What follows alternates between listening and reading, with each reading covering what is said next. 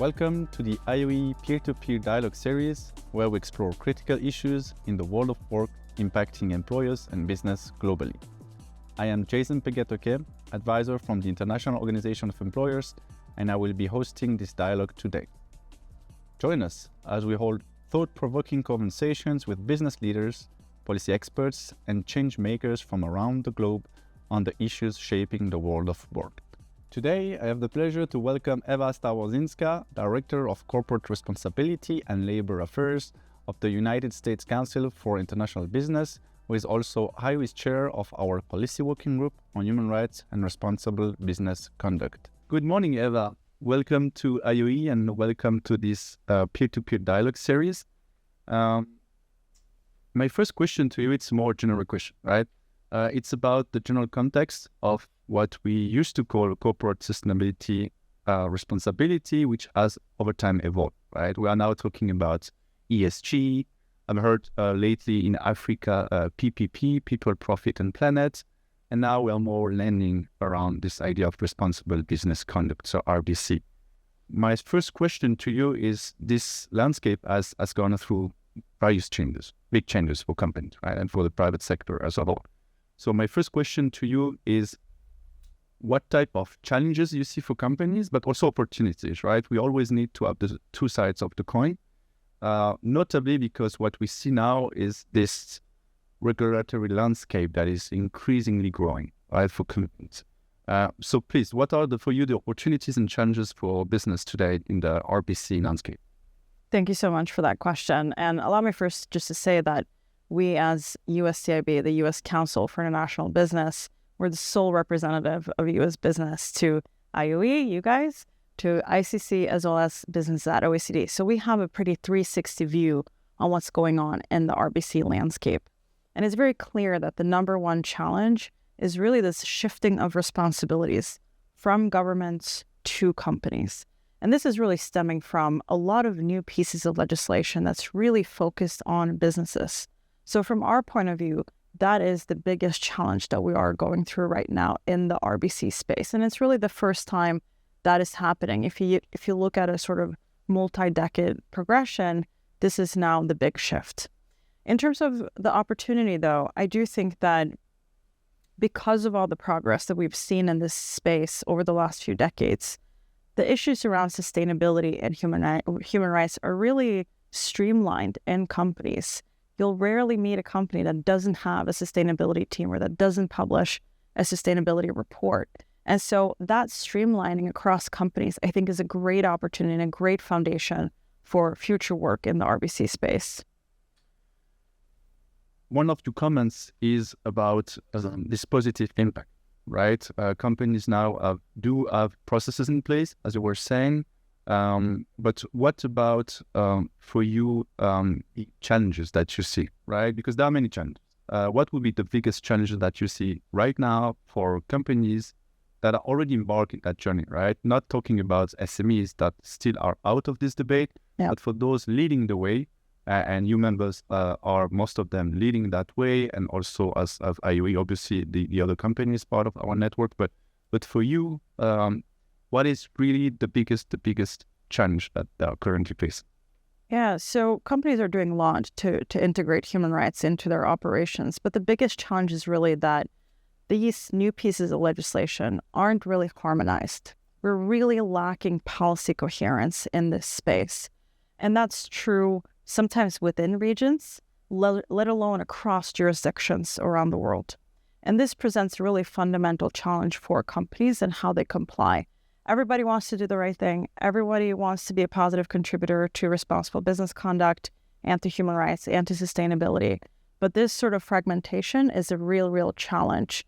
One example is, of course, the EU's forced labor ban looks very differently than the approach taken in the US, or even the EU's approach to due diligence compared to the US government's approach. And so that is really the biggest challenge.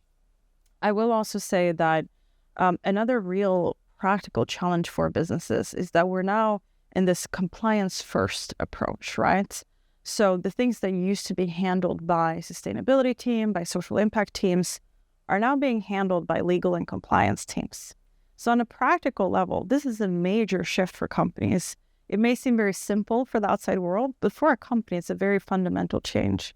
And then I will also say that another real challenge is that there's new elements of the RBC space, right? And one example of that, a good example of that, is the environmental piece. So there are new requirements pertaining to environmental due diligence. There are certain rights pertaining to the environment that also poses real challenges for businesses. And the reason for that is, traditionally speaking, the climate and environment experts within companies have not been the human rights experts within companies, and vice versa. So overall, there's some very, very real challenges with the practical integration of human rights for businesses today, even the ones that really want to do all the right things. You talk about this compliance-driven approach, right? What could be a practical challenge for a company? Because we heard many companies now with the need to hire 50 people, 60, even 70 people just to comply with the regulations. So what is the practical challenge there in terms of positive impact on the ground? Yeah, that's a great question. So one practical challenge is that it's actually really hard for within companies to connect all the right departments, right? Connecting the legal team, the compliance team, the sustainability team, the government relations team, and all those folks. That is a real challenge when you have thousands and thousands of employees. But I guess more importantly, the real challenge is that, this is what we hear from members, is that it really takes away, the compliance-driven approach really takes away space for companies to invest in sustainability and human rights projects on the ground, right? Because that used to be the case, right? That you could have sort of projects to identify and mitigate risks. But now when you're doing that, you're really opening up the company to a lot more legal risk. And so there is this sort of shrinking space for companies to do that kind of work because we're now in a compliance first approach. And that's unfortunate, because that's going to have, unfortunately, a negative impact on the ground. And we also hear from many members of IOE that if you want to have positive impact on the ground, you have to really focus on the essentials, right? And the essentials are to have dedicated projects on the ground, sometimes in the global south, right? Really try to improve not only business activities there, but overall the positive impact on society, communities, indigenous peoples, right? That the problem that we see, and you say that, right? This compliance-driven approach. Maybe as a follow-up question, what could we do to prevent that? One practical element. Yeah, I think the biggest thing that we'll need to do collectively as the business community, and IOE is very well positioned to do this, is to really bring the stories together. Now that companies do have to comply with these various new laws, we need to bring the stories together of what works and what doesn't work. Where are the unintended negative consequences, and what's the real impact on that? And I'm not just talking about the real impact on the company itself, but what's the real impact on the communities that you're trying to improve and that you're trying to help.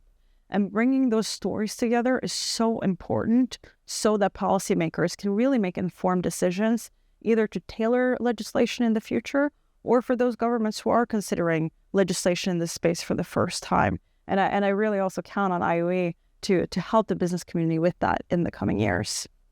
And going back to one of your previous points regarding policy coherence, right? What we see beyond policy coherence is the need to have effective implementation at local level, right?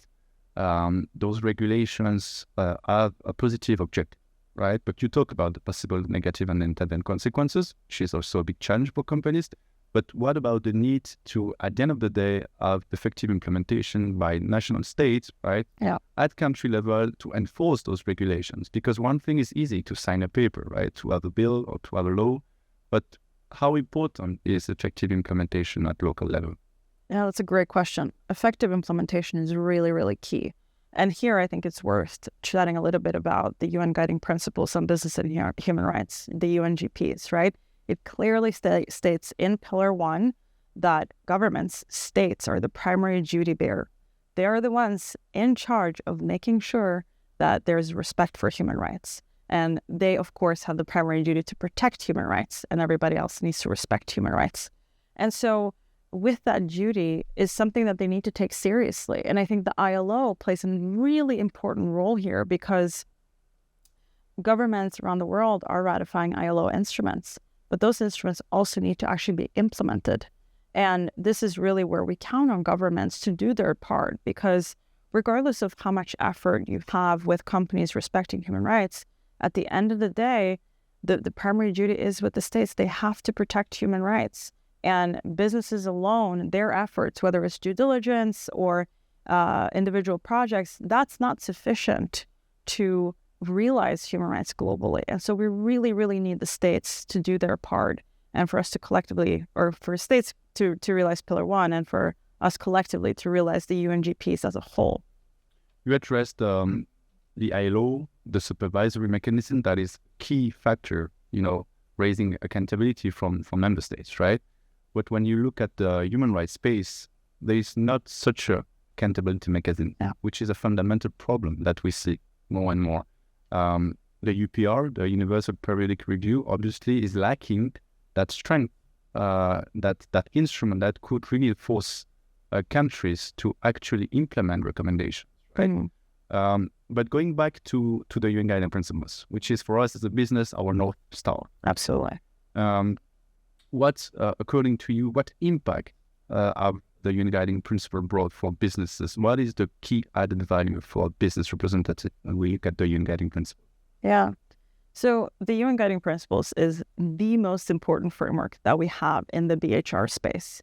It is critically important instrument. And what's so unique about it is that it really has genuine multi-stakeholder support. Governments support it, business support it, civil society support it, unions and workers support it. That's so rare. That's so rare in the policy space at large, but especially in the BHR space. So that multi-stakeholder support is something that we really have to preserve. And of course, we as business wholeheartedly support the UNGPs and their implementation. On a practical level, I will also say that because of the UNGPs, businesses around the world are identifying and mitigating adverse human rights impacts, whether it's in their own operations or with the suppliers. So this has really been incorporated into business practice because of the UNGPs, right? And so that is a tremendously positive shift thanks to the UNGPs.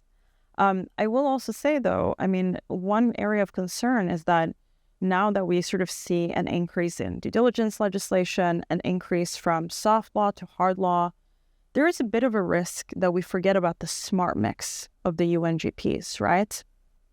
And what happens when we forget about the smart mix is that we're putting more legal obligations on companies, we're increasing companies' legal risks, which then essentially causes us to forget about the stay and behave concept in the UNGPs, which is such a fundamental concept. And instead, we're moving towards a world where companies, may have to exit markets. They may have to de-risk their supply chains. And that is really a challenge because it does have tremendously negative economic and social impact on countries in the long run. And so in order for us to prevent all of that, we really need to stay true to the UNGPs. And that's why they're so fundamentally important and need to be protected as a framework. And going back to the smart mix, right, which was actually this year's topic for the forum. Yes.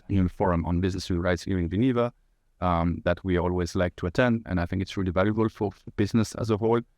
But going back to the smart mix, I have this personal impression that we usually focus only on a tiny piece. The smart mix, which is about regulations on company, right? Yeah. And sometimes we tend to forget the rest of the smart mix, especially the voluntary measures, right? National action plans. Yes. So we heard lately that there are currently 40 of them worldwide. We know that there are pretty much 192 countries, the UN registered, right? So how can we try to promote more national action plans, right? That are voluntary measures that have precisely what you said, this stakeholder engagement on the heart of it, notably with the participation of Employers Federation, which is key. What could we do to have more national action plans? What could we do for governments to be aware that this is maybe the first step to do before starting thinking about mandatory requirements? Absolutely. That's exactly right. The importance of national action plans is really critical. And the reason for that is because national action plans is really about getting the basics right, and making sure that there's a broad understanding within the business community and within the government about the UNGPs and what is needed in the BHR space. This year, the U.S. government released their second national action plan. And we really hope that, from a U.S. business community perspective, we really hope that other governments around the world will feel inspired by that and maybe create their first national action plan, or at least take the first steps to create one in the next few years, because that is such a fundamental piece in the BHR space. And I will also say, and you're absolutely spot on, that there's sort of this misaligned focus within the smart mix. And the reason why that's a concern for us as a business community is we don't actually know the effectiveness of regulation and a hard law first approach, right? And the reason why I'm flagging this is I think everyone, business, government, civil society, is aligned that we want to actually create progress on the ground, right? But the reality is that businesses do operate in challenging markets. They do operate in jurisdictions that don't have the best human rights record. But why is that the case, right? And the reason for that is because you have structural issues in countries, whether it's lack of rule of law, lack of good governance, or high levels of informality. And these are real structural challenges that need to be fixed and addressed. But it is our guess from the business community side that due diligence requirements, due diligence reporting is not the thing that's going to fundamentally change these structural challenges, right? The duty to change those things are the duty of the state, and business cannot and frankly should not be the ones making those structural changes, right? And that's why you're absolutely smart. You're absolutely spot on that we need to get the smart mix right, and we also need to ensure that governments actually have and implement their national action plans. It is absolutely key and fundamental. And maybe going to this dilemma, right? Because we hear many times from different stakeholders that business should do more. Sometimes they should even support states to do their first duty to protect human rights, right? But then we can end up in a situation where businesses could be accused of, undue influence, trying to advocate for things that might not be for the society, for the well-being of the society. And there is a fundamental problem, right? As you basically said, right? Which is that it's not the role of business. But the fundamental part of the SDGs is also about the private sector positive contribution to achieving the goals, right? How can we keep that balance right? Right? And also creating good expectations that everyone should stay at its own place. Yeah. Right? And not substituting each other.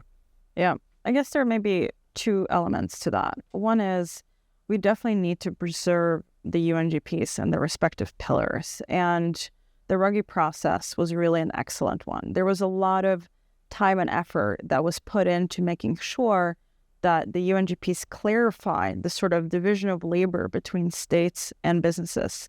And this is absolutely key. And there is multilateral agreement on that division of labor, of states protecting human rights and business respecting human rights. So preserving that, I think, is the first piece. Now, the second piece of this, the second bucket is, you're absolutely right that businesses can and should advocate for the right policies. And the reason why that is so important is because businesses see all the operations on the ground. They see how things are working in practice. They may hear from their employees. They hear from their management. They see evolutions over time. They see what's really driving change in the markets where they operate. And so we still need to create a positive and a safe space for businesses to relay that information to policymakers, because ultimately, good policymaking depends on good inputs, and businesses have real good inputs to provide. So that is absolutely key. And as part of the duty to protect, right, in the UN guiding principles, one key element that sometimes is forgotten is precisely the role of the state as duty to protect to also provide guidance to companies, right, for human rights due diligence, for the overall accountability, right, of companies vis-a-vis the society. But I have the impression that sometimes this is a bit missing, right? What do you think about that? Absolutely. That's exactly right. There is a missing piece of guidance given to business from governments. Going back to what we talked about earlier, which is sort of this fragmentation that we see in the BHR legislative space, that is causing direct implementation challenges for businesses. And frankly, governments do need to do more to give businesses the guidance that they need in order to effectively implement. Even though we as USCIB don't have an official position on the EU Corporate Sustainability Due Diligence Directive, or CSDDD, we hear from our members very consistently that the implementation of CSDDD is within one of their top 3 priorities for the company. This is the thing that's keeping them up at night. And we could make all of this a lot more efficient and effective in reaching its intended goals if businesses received more clear guidance from government. So you're absolutely right, that is much needed. And now looking at the global landscape, right, the role of IOE in the space, what would you say around this? What is for you the key added value of IOE in the business and human rights space? Yeah, IOE plays an absolutely critical role in the BHR landscape. There's no doubt about it. And the beauty of IOE, its important contribution, is that IOE represents everything from a micro enterprise to a Fortune 500 company and everything in between. And IOE represents all sectors and all regions. And that's what makes the voice of IOE so important in the BHR discussions, because you're coming in with a real broad perspective and truly representing businesses from around the world. And whether we're talking about, the UN Forum on Business and Human Rights, collaboration with the UN Working Group on Business and Human Rights, or the negotiations of the UN Treaty on Business and Human Rights, or relevant ILO conversations, IOE really comes to the table representing the global business community. And so that representation is really unique, and what really, showcases the power of the organization and its importance. And precisely on this point, sometimes a misconception about IOE is the fact that the great bulk of the members are SMEs, right? But the fundamental problem is also that those people, those small entrepreneurs from the global south, but also in the global north, are kept out of this debate, right? For many reasons. The first one is the lack of resources. Yeah. They are not in scope of the different regulations precisely because of that. But more and more we see that there's a need to reach out to them, right? What kind of role could IOE have into this space to try to reach deep down into the supply chain, right? To make sure that those people know that they actually have responsibilities, but even more to support them to do so. Absolutely. For the longest time, and frankly, some would argue still now, the BHR policy discussions are largely driven by developed countries. That's just the reality, right? That's what we hear from businesses around the world. And so I think IOE is already addressing that by having employers and businesses from developing countries get educated on the issues, but also participate in the discussions and highlight some of the implementation challenges that are happening on the ground, really in higher tiers of the supply chain. And so really hearing from those small suppliers is really an important part of IOE's work that's critical in order to get the policy solutions right. And one good thing about this year's forum in Geneva was that for the first time we had a session on SMEs, right? That was co-organized with IOE and others. And I think that's something we need to definitely push for, right? To bring that voice. Regarding now the UN system as a whole, right? What kind of collective action is needed from the UN agencies together with IOE to also push for that positive collective action on the ground, notably OHCHR and the UN Working Group on Business and Human Rights? How could we work together on the ground to really promote this agenda together? Yes, that's also a great question. First and foremost, I think collectively educating all the right stakeholders is key. But more importantly, where we would really like to see some more action stemming from the various UN agencies together with IOE and other actors is really capturing the real impact, right? Not necessarily just capturing, okay, how many companies are compliant, but are we actually driving change on the ground? Because that's the ultimate goal. We all want change on the ground. We all want a more sustainable world where human rights are realized. So we really also count on UN entities to really help us capture this effect and the impact. And are the current policy solutions the thing that is actually going to move the needle on the ground? This is really where we need to come together as stakeholders. Next year, the IOE will publish a guidance, practical guidance for human rights due diligence, especially for SMEs and small entrepreneurs. what kind of other guidance do you think that could be valuable for the business community? And maybe another question is vis-a-vis the UN agencies, right? And also in those forums, what is needed to bring the business voice to the debate? It's a great question. I think the guidance that's really needed for businesses is on the harmonization and the policy coherence. How do we inch closer to having a world where the compliance is a bit more coherent across jurisdictions and where there's not so much of a burden across different jurisdictions? So that's really where IOE's voice is really critical, both in terms of providing support for businesses, but also relaying that feedback to various UN agencies that play in this space. The final question, what kind of trends do you see in the future regarding this space, the business and human rights space? Yeah. The top three. So it's certainly going to be, first and foremost, a bumpy ride in the next few years. As we move from soft to hard law, it will be an adjustment period. It will be a bumpy ride. The second piece is, unfortunately, I do think we're going to have a bit more ticking the box exercise because of the compliance first approach. And that is a fundamental shift that's probably not going to slow down in any year to come. Having that said, let me also be a little bit cautiously optimistic that I do think that businesses are more eager than ever before to make positive contributions, not just in terms of job creation and revenue growth, but also really contributing to a more sustainable planet. And I think that will also not slow down in years to come. So hopefully together we'll solve all the challenges, the practical challenges, while also driving positive change. And for that, I think the final word is capacity building and raising awareness, right? These should be the top two priorities for all of us for next year, together with the UN, right? Absolutely. We cannot do it alone, basically. Any final words from you? No, I really appreciate this conversation. It's a really exciting time in the BHR space. I'm really glad that the IOE is playing a really active role.